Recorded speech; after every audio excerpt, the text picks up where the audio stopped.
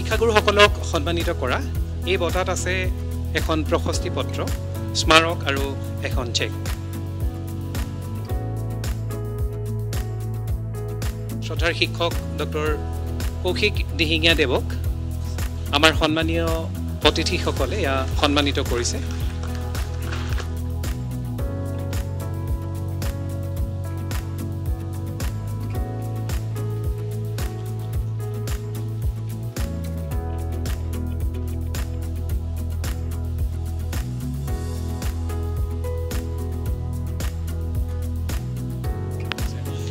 মহাবিদ্যালয়ৰ শিক্ষকসকলৰ বাবে প্ৰদান কৰা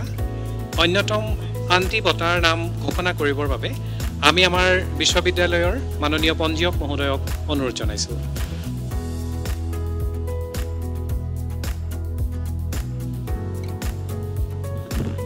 doctor Manik Koch, department of philosophy, Digboi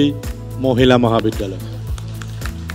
doctor Manik Koch দেৱক অভিনন্দন জনাইছোঁ। তেখেতক আমাৰ অনুষ্ঠানত মুখ্য অতিথি হিচাপে উপস্থিত থকা শ্ৰদ্ধাৰ পাৰ্থসাৰথী মহন্ত দেৱৰ পৰা বঁটা গ্ৰহণ কৰিবৰ বাবে অনুৰোধ জনাইছোঁ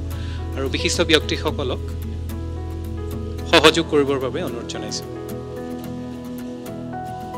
এয়া ডক্টৰ মানিক কোচ ডাঙৰীয়াই বঁটা গ্ৰহণ কৰিছে। তেখেতকো বঁটাৰ লগত আগবঢ়োৱা হৈছে এখন প্ৰশস্তি পত্ৰ, এটি স্মাৰক আৰু এখন চেক।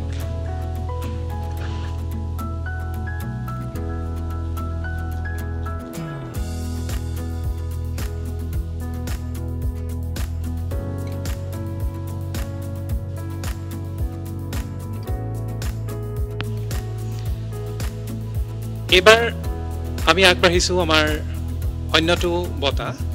ডিব্ৰুগড় বিশ্ববিদ্যালয়ৰ শিক্ষকসকলৰ বাবে প্ৰদান কৰা এই বঁটাটিৰ নাম হৈছে উপেন্দ্ৰনাথ গগৈ স্মাৰক শিক্ষক বঁটা। এই বঁটা প্ৰাপকৰ নাম ঘোষণা কৰিবৰ বাবে আমাৰ বিশ্ববিদ্যালয়ৰ উপাচাৰ্য মহোদয়ক অনুৰোধ জনাইছোঁ।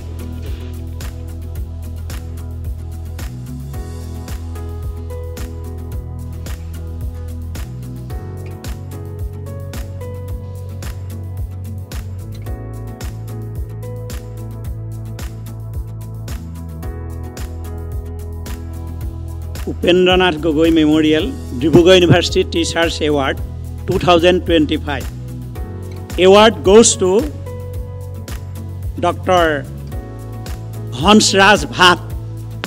Assistant Professor, Department of Pharmaceutical Sciences. Hansraj Bhat ডাঙৰীয়াক অভিনন্দন জনাইছোঁ। Dr. Hansraj Bhat তেখেতক বঁটা প্ৰদান কৰিব আমাৰ এই অনুষ্ঠানত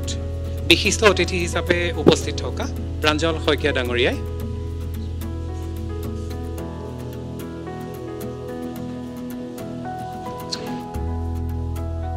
উপেন্দ্ৰনাথ গগৈ এই স্মাৰক বঁটাত আছে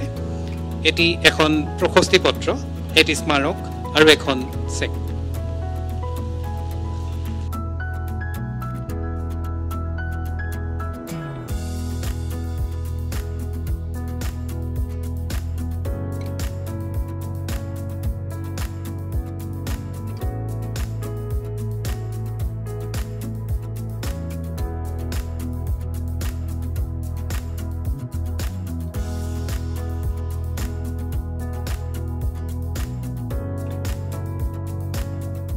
ডিব্ৰুগড় বিশ্ববিদ্যালয়ে আয়োজন কৰা শিক্ষক দিৱসৰ আজি এটা বিশেষ অনুষ্ঠানত আমি সকলোৱে অংশ লওঁ। আজি আমি আমাৰ সকলোৰে শ্ৰদ্ধাৰ ডক্টৰ সৰ্বপল্লী ৰাধাকৃষ্ণন দেৱলৈ আন্তৰিক শ্ৰদ্ধাঞ্জলি জ্ঞাপন কৰিছোঁ আৰু লগতে আমি শিক্ষক সমাজৰ প্ৰতি আমাৰ কৃতজ্ঞতা প্ৰকাশ কৰিছোঁ, তেখেতসকলক অভিনন্দন জনাইছোঁ। এনে অনুষ্ঠানৰ আচলতে প্ৰয়োজনীয়তা সদায় আছে আৰু আমাৰ যিটো শিক্ষকৰ বা শিক্ষা ব্যৱস্থাৰ যিটো বিৱৰ্তন হৈ আহিছে,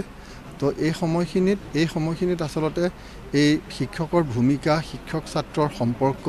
এই কথাবিলাকৰ পুনৰীক্ষণৰ এটা প্ৰয়োজনীয়তা আহি পৰিছে।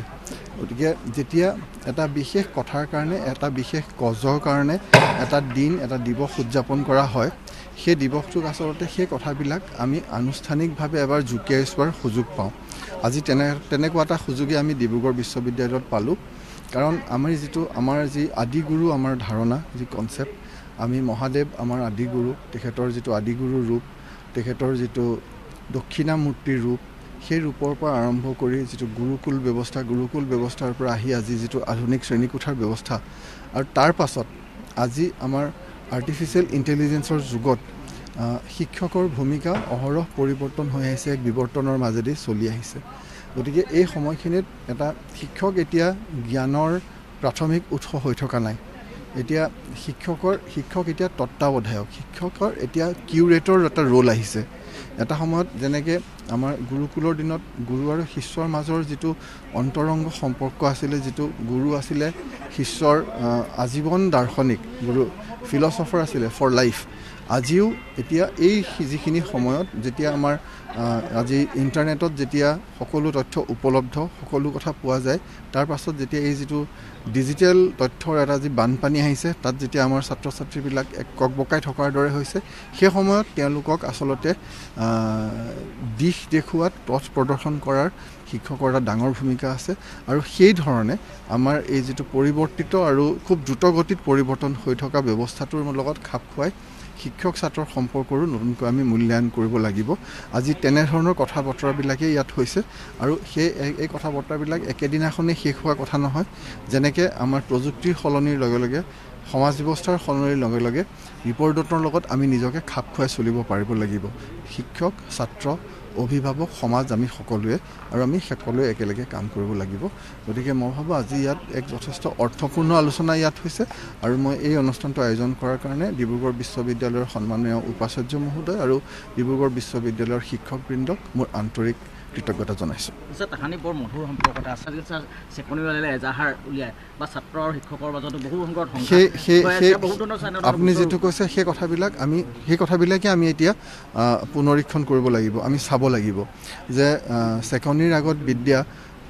কাৰণ এতিয়া চাওক আগতে আছিলে মুখস্থ কৰা এটা কথা আছিলে চেকনিৰ আগত বিদ্যা আছিলে গতিকে সেই কথাবিলাক সলনি হৈছে কিন্তু সলনি হোৱাৰ অৰ্থ এইটো নহয় যে আপুনি শিক্ষকৰ সন্মান নাইকিয়া হৈ যাব শিক্ষক এতিয়া গুৰু লাগিবই গুৰু নহ'লে একো নহয় গুৰু আমি যদি চাওঁ ভগৱান বিষ্ণুৱে এতিয়ালৈকে লোৱা 9টা অৱতাৰৰ যি আপোনাৰ ৰাম কৃষ্ণ পৰশুৰাম আৰু বুদ্ধ এই 4টা যে মানৱ ৰূপত লোৱা অৱতাৰ এই গোটেইকেইটা অৱতাৰে এজন মানৱ গুৰু লৈছিল কৃষ্ণ তেওঁতো স্বয়ং ভগৱান তেওঁ সম্পূৰ্ণ অৱতাৰ কৃষ্ণ স্বয়ং ভগৱান হিচাপে অৱতাৰ লৈও সন্দীপন মুনিৰ ওচৰত তেওঁ দীক্ষা লৈছিল তাৰমানে তেওঁ গুৰুৰ ওচৰত শিৰ নত কৰিছিল দেখুৱাইছিল মানৱ জাতিক যে গুৰুৰ আগত সকলো শিৰ নত কৰিব লাগিব গুৰুৱে উচ্চ গুৰু আৰু শিষ্যৰ এই যিটো পৰম্পৰা শিষ্যত্বৰ প্ৰতি যিটো সন্মান গুৰুৰ প্ৰতি যিটো সন্মান তেওঁলোকে আমাক দেখুৱাই থৈ গৈছে সেই কথাখিনি আমি পাহৰি গ'লে নহ'ব প্ৰযুক্তি আমাৰ সহায়ৰ কাৰণে হ'ব লাগিব আইন আমাক আৰু ভাল কৰাৰ কাৰণে হ'ব লাগিব আমাৰ মূল্যবোধ নাইকিয়া কৰি দিয়াৰ কাৰণে আইন হ'ব নোৱাৰে বা আইনৰ প্ৰয়োগ তেনেধৰণে হ'ব নালাগিব ডিব্ৰুগড় বিশ্ববিদ্যালয়ে আচলতে কেন্দ্ৰীয়ভাৱে আগতে আমি ইয়াত শিক্ষক দিৱস অনুষ্ঠিত কৰা নাছিলোঁ যিহেতু চৰকাৰীভাৱেই হৈ থাকে কিন্তু আজি 3টা বছৰ ধৰি আমি বিশ্ববিদ্যালয়ে কেন্দ্ৰীয়ভাৱে আমাৰ বিশ্ববিদ্যালয়ৰ ৰংঘৰ প্ৰাংগণত অনুষ্ঠিত কৰি আহিছোঁ ইয়াৰ মূলতে হ'ল আমি আমাৰ শিক্ষকসকলক এই দিনটোৰ সুবিধা লৈ আমি শিক্ষকসকলক কেনেকৈ উদগনি জনাব পাৰোঁ যিসকল শিক্ষকে ভাল কাম কৰি আছে সেইসকলৰ পৰা আমি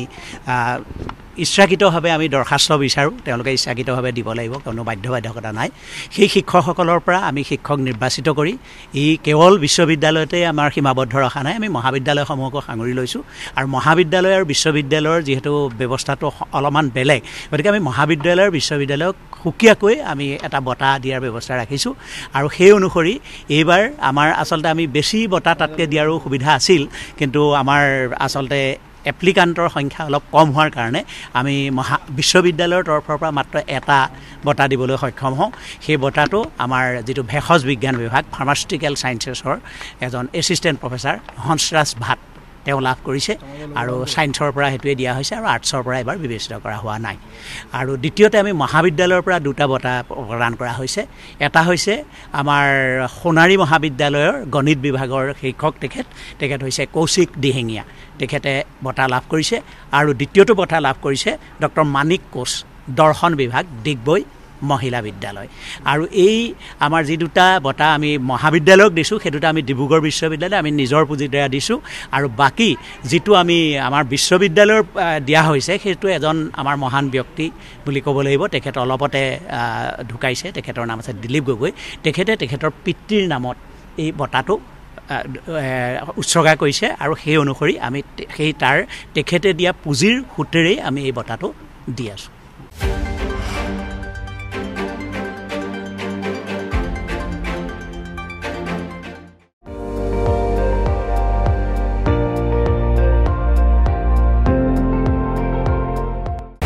আপুনি চাই আছে ND24 সৰ্বশ্ৰেষ্ঠ নহয় সৰ্বোত্তমৰ দৌৰ